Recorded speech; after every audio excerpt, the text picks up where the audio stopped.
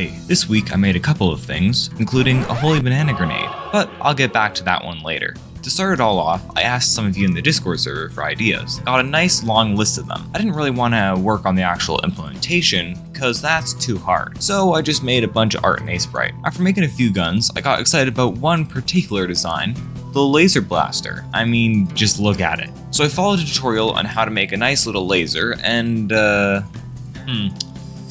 I don't think it's supposed to do that. Eventually I fixed it and designed it to be really good at destroying walls, but I might need to program it to break chests, since it looks a little strange when it's destroying literal walls and just kind of passes over a wooden chest. After that, I wanted something that was melee, since so far all my weapons were either bombs or guns. So I made a baseball bat, like the one from Worms.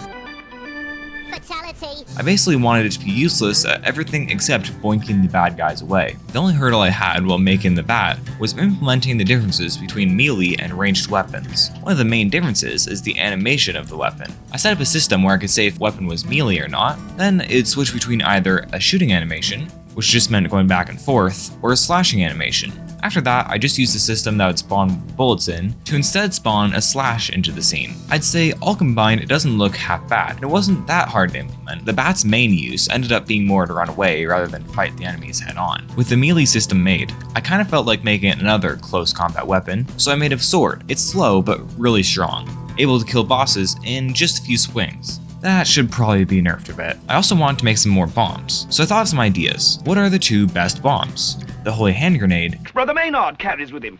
Brother Maynard, bring up the holy hand grenade. And the banana bomb.